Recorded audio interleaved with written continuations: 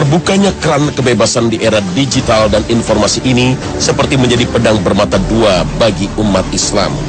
Di satu sisi dakwah Islam dapat lebih kreatif dan inovatif.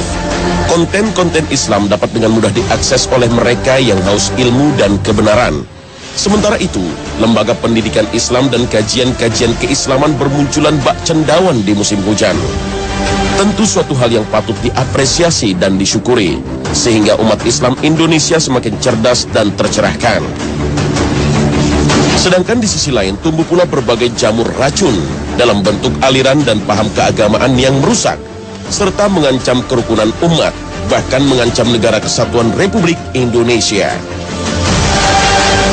Dengan memanfaatkan celah kebebasan dan hak asasi manusia, mereka menista Islam dan menodai paham Ahlus Sunnah wal Jamaah yang dianut mayoritas masyarakat Indonesia.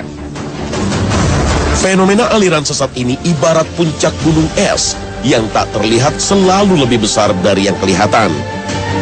Menurut data dari Aliansi Umat Islam ALUMI, jumlah aliran sesat yang mengatasnamakan Islam yang muncul di Indonesia sejak tahun 1980-an sampai 2006 saja jumlahnya mencapai 250 aliran. Persoalan ini seperti bom waktu yang jika tidak ditangani dengan benar, maka bukan tidak mungkin akan meledak di kemudian hari. Ujungnya, perang saudara di depan mata. Dan seperti biasa, dengan berbagai dalih dan retorika, pemerintah selalu seperti gagap jika berurusan dengan persoalan aliran sesat.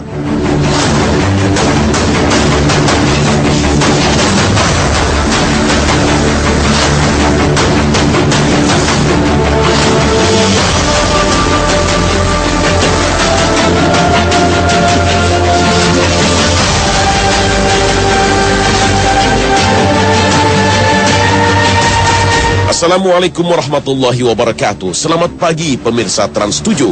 Khazanah Ensiklopedia Islam Dunia pagi ini kembali hadir ke hadapan Anda untuk memberi sajian informasi yang bermanfaat yang semoga saja menginspirasi aktivitas Anda. Rasulullah SAW baru saja wafat. Kesedihan umat Islam belum lama hilang. Tapi tidak bagi setan. Misi menyesatkan manusia tidak perlu menunggu lama. Tercatat beberapa nama orang yang mengaku nabi sepeninggal Rasulullah SAW. Mereka adalah Musailimah Al-Kazab, Tulaihah bin Khuwailid Al-Asadi At-Tamimi, Sajah binti Al-Harith, dan Aswad Al-Unsi. Melihat Islam dilecehkan oleh para nabi palsu tersebut, Khalifah Abu Bakar yang baru saja menggantikan kepemimpinan Rasul tidak tinggal diam. Khalifah yang biasanya terkenal lembut ini menjadi lebih tegas dari siapapun saat itu. Bahkan beliau berkata, "Demi Allah, saya akan perangi mereka seandainya mereka menolak membayar zakat yang dulu mereka membayarnya kepada Nabi."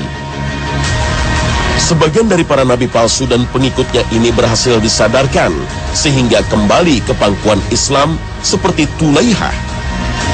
Sedangkan ada juga yang terus melakukan perlawanan seperti Musailamah Al-Kazab yang akhirnya tewas di pertempuran Yamamah. Benih-benih penyebaran paham sesat juga mulai tampak di akhir masa Khalifah ketiga Utsman bin Affan. Sekelompok orang mulai melakukan pembangkangan terhadap Khalifah. Mereka menuding Khalifah Utsman bin Affan telah berlaku tidak adil. Dan yang lebih keji lagi, mereka akhirnya membunuh Khalifah Utsman bin Affan yang saat itu sedang membaca Al-Quran. Menantu dari Rasulullah SAW ini gugur di tangan para pembangkang. Bibit pembangkangan ini semakin menyeruak ketika masa Khalifah Ali bin Abi Thalib.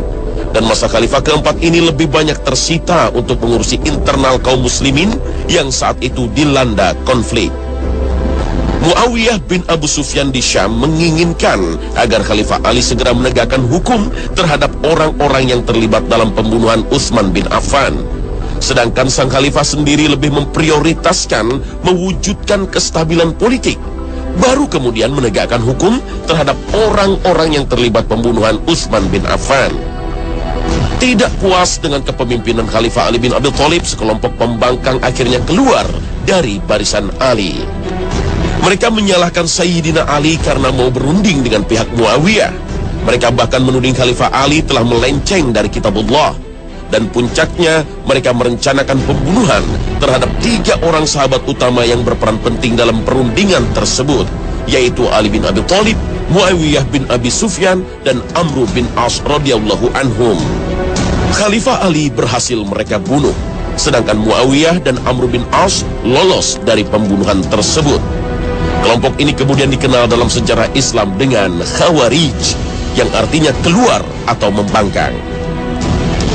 Paham yang semula politis ini kemudian berkembang menjadi paham akidah dan fikih. Dalam bidang akidah, mereka teramat gampang mengkafirkan. Para penguasa yang menurut mereka tidak sejalan dengan mereka langsung dianggap kafir. Bahkan para sahabat Nabi seperti Ali bin Abi Thalib dan Utsman bin Affan radhiyallahu anhum tak luput dari vonis kafir mereka. Mereka hanya memahami ayat-ayat Al-Quran dari kulitnya. Tampilan mereka terlihat seperti orang soleh, mengamalkan sunnah-sunnah yang tampak, mengaji mereka fasih, sholat mereka pun lama. Para ulama mengidentifikasi merekalah yang dimaksud Rasulullah SAW dalam sabdanya. Kalian akan anggap remeh sholat kalian jika dibandingkan mereka. Demikian juga dengan puasa kalian. Mereka membaca Al-Quran tapi tidak merasuk ke hatinya. Mereka lepas dari agama seperti lepasnya anak panah dari busurnya. Hadits riwayat Bukhari. Sebagai reaksi atas penyimpangan sekte Khawarij, muncullah sekte lain yang bernama Murji'ah. Dalam bidang akidah, kelompok ini berlawanan secara diametral dengan Khawarij. Kelompok ini menganggap amal dan perbuatan bukan bagian dari iman. Konsekuensi dari pemahaman ini adalah iman dari semua orang sama. Iman para alim ulama tak beda dengan iman para pencuri dan pelacur. Akibatnya, orang-orang yang telah kafir bisa saja dianggap masih beriman.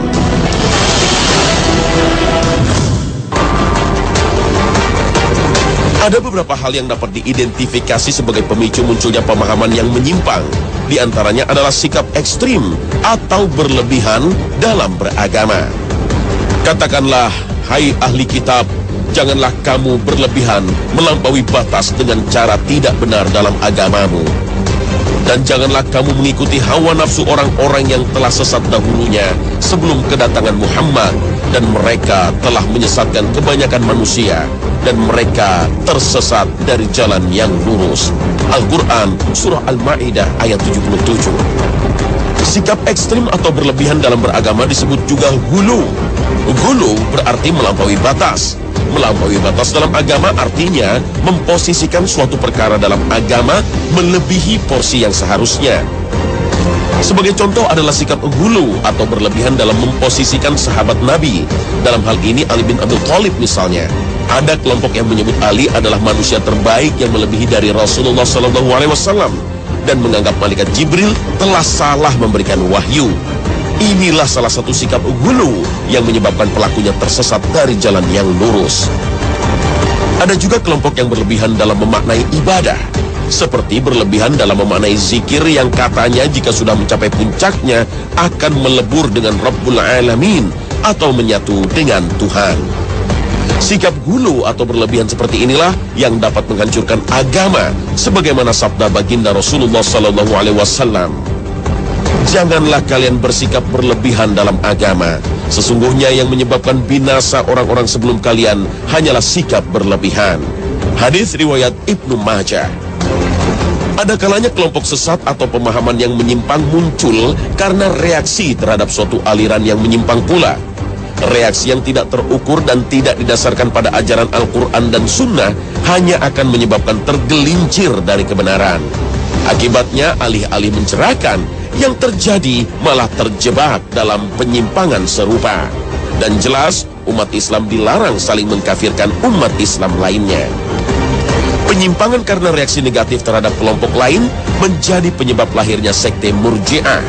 Kelompok ini meyakini iman bersifat stagnan, sehingga setiap orang mukmin sama imannya. Alim ulama dan pencuri memiliki iman yang sama.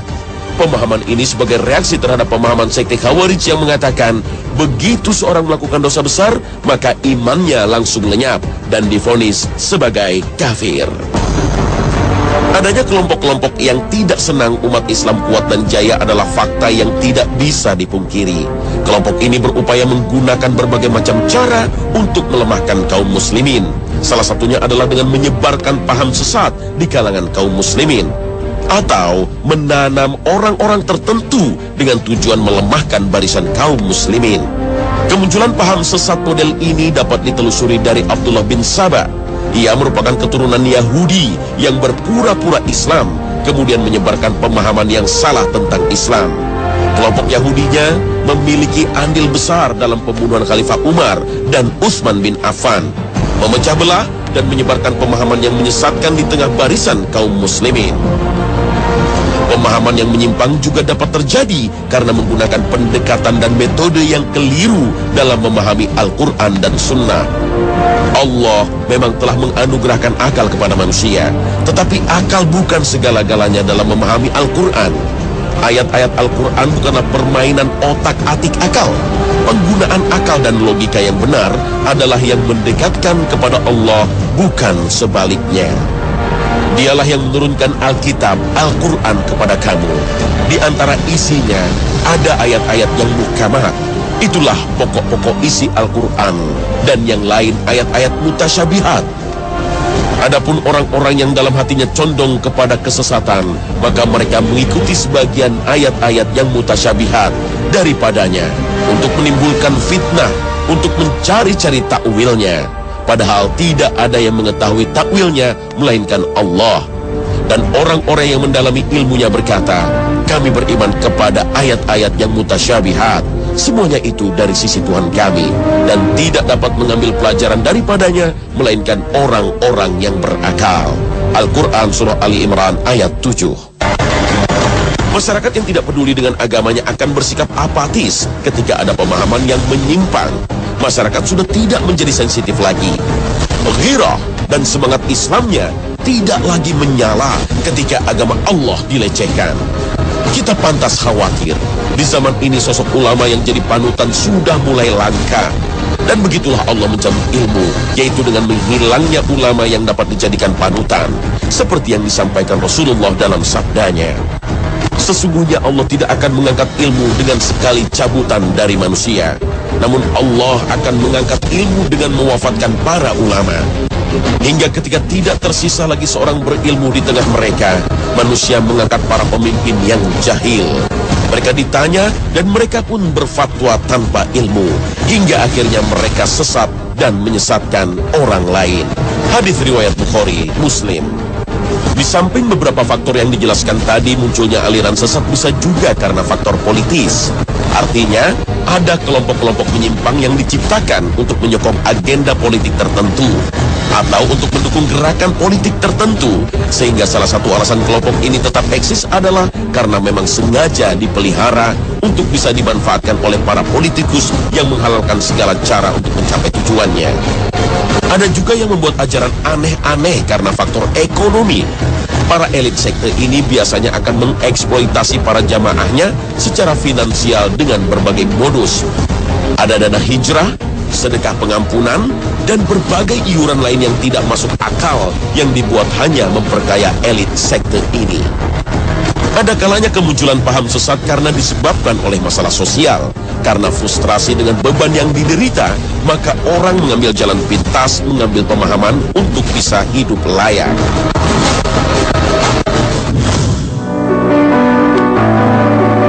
Dalam banyak kasus, seringkali orang terjebak aliran sesat karena tidak paham dengan aliran sesat. Alhamdulillah, Majelis Ulama Indonesia telah mengeluarkan 10 kriteria aliran sesat.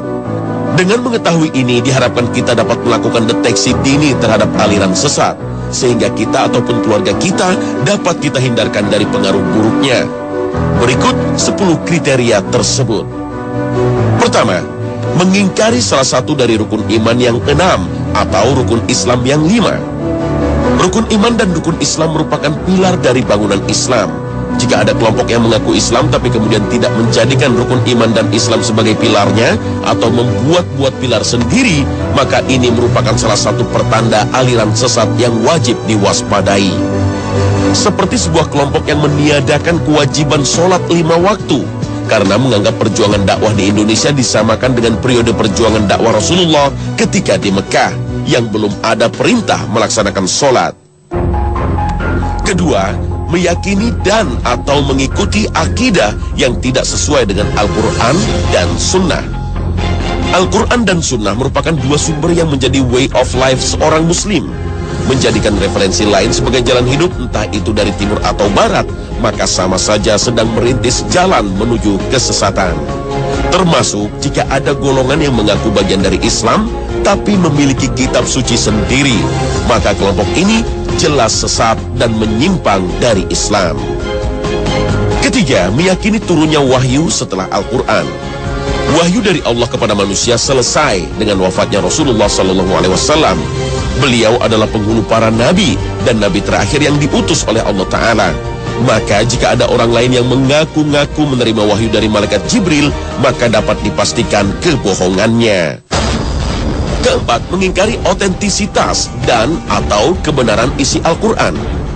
Umat Islam meyakini bahwa Al-Quran adalah wahyu yang Allah turunkan kepada Nabinya Muhammad SAW yang sampai sekarang masih terjaga keasliannya. Allah sendiri telah menjamin akan menjaga Al-Quran dari pemalsuan. Setiap usaha untuk memalsukan Al-Quran maka akan dengan cepat diketahui. Kelima, melakukan penafsiran Al-Quran yang tidak berdasarkan kaidah-kaidah tafsir. Kaidah tafsir adalah tata cara tentang penjelasan Al-Quran. Contoh, jika suatu ayat di Al-Quran kurang jelas maknanya, maka dapat dicari penjelasannya di ayat yang lain atau di hadis Nabi Muhammad SAW. Penafsiran yang dilakukan oleh orang-orang yang tidak punya kapasitas maka akan mengada-ada dan ngawur. Contoh penafsiran ngawur adalah menafsirkan lafaz jibtu dan togut yang ada dalam surat An-Nisa ayat 51 dengan Abu Bakar dan Umar. Sedangkan sapi betina yang disembelih Bani Israel adalah istri Rasulullah, Siti Aisyah. Padahal jibtu dan togut yang dimaksud dalam ayat tersebut adalah tukang sihir dan berhala. Hal ini karena kebencian terhadap dua sahabat utama tadi telah menutupi hati dan akal pelakunya. Keenam, mengingkari kedudukan hadis Nabi sebagai sumber ajaran Islam. Hadis Nabi Muhammad SAW merupakan sesuatu yang bersumber dari Nabi Muhammad SAW, baik perkataan, perbuatan, ketetapan, ataupun sifat. Hadis merupakan sumber kedua dalam ajaran Islam. Al-Quran tidak dapat dipisahkan dari hadis, demikian sebaliknya. Allah Ta'ala berfirman, "Dan kami turunkan kepadamu Al-Quran agar kamu menerangkan pada umat manusia apa yang telah diturunkan kepada mereka dan supaya mereka memikirkan." Al-Quran Surah An-Nahl ayat 44. Ketujuh, menghina, melecehkan, dan atau merendahkan para nabi dan rasul. Para nabi dan rasul adalah manusia mulia pilihan Allah. Melecehkan atau merendahkan salah satunya sama saja dengan menganggap Allah tidak becus dalam memilih para nabi dan rasul. Kedelapan, mengingkari Nabi Muhammad sebagai nabi dan rasul terakhir. Umat Islam meyakini bahwa Nabi Muhammad adalah nabi yang maksum atau terpelihara dari dosa. Beliau adalah nabi terakhir, penutup para nabi. Setelah beliau tidak ada lagi nabi. Siapapun yang mengaku nabi setelah beliau maka itu adalah dusta dan bagian dari mata rantai Dajjal. Allah Ta'ala berfirman, "Ma kana Muhammadun aba ahadin min rijalikum walakin Rasulallahi wa khataman nabiyyin. Wa kana Allahu bikulli syai'in alima." Kesembilan, mengubah, menambah, dan atau mengurangi pokok-pokok ibadah yang telah ditetapkan oleh syariah. Seperti haji, tidak pergi ke Baitullah di Mekah. Salat wajib tidak 5 waktu. Kesepuluh, mengkafirkan sesama muslim tanpa dalil syar'i. Seperti mengkafirkan muslim hanya karena bukan kelompoknya. Ini merupakan ciri yang hampir merata dalam setiap aliran sesat. Mereka selalu menganggap kelompoknya lah yang paling benar. Semua orang di luar kelompoknya sesat dan kafir. Padahal Islam adalah agama indah. Dilarang setiap umat Islam untuk mengkafirkan orang lain, apalagi sesama umat Islam.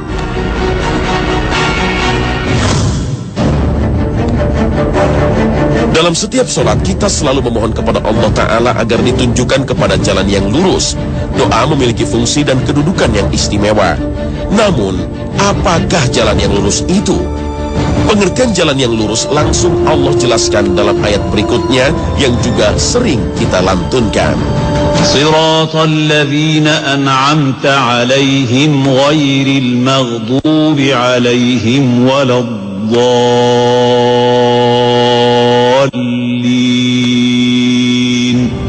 Sementara dalam ayat lain Allah menyebutkan siapa saja orang-orang yang telah diberi nikmat tersebut. Mereka adalah para nabi, rasul, orang-orang yang mati syahid, orang-orang soleh dan siddiqin atau orang-orang yang jujur. Mereka telah merasakan manisnya dan indahnya Islam dan iman. Mereka juga telah merasakan pengaruh Islam dan iman terhadap diri dan kehidupan mereka. Jalan yang mereka tempuh adalah jalan Islam. Hanya jalan yang mereka tempuh yang lurus dan benar. Islam yang mereka jalankan adalah Islam yang sebenarnya. Mereka adalah suri teladan terbaik. Cara beragama mereka adalah satu-satunya cara yang benar dan lurus. Mereka mendengar lalu melaksanakan perintah Allah. Mereka beriman dan mengamalkan Islam. Mereka tidak berani menambah, mengurangi, memprotes, apalagi membangkang sebagian atau semua yang telah disyariatkan oleh Allah. Jalan yang lurus adalah bukan jalannya orang-orang yang dimurkai Allah dan bukan pula jalannya orang-orang yang sesat. Mereka-mereka yang Allah murkai karena mereka mempunyai syariat namun mereka merubah, menyembunyikan dan tidak melaksanakan syariat Allah yang tidak sesuai dengan selera dan akal mereka. Atau mereka beramal dan beribadah tanpa panduan dan petunjuk dari Allah Ta'ala.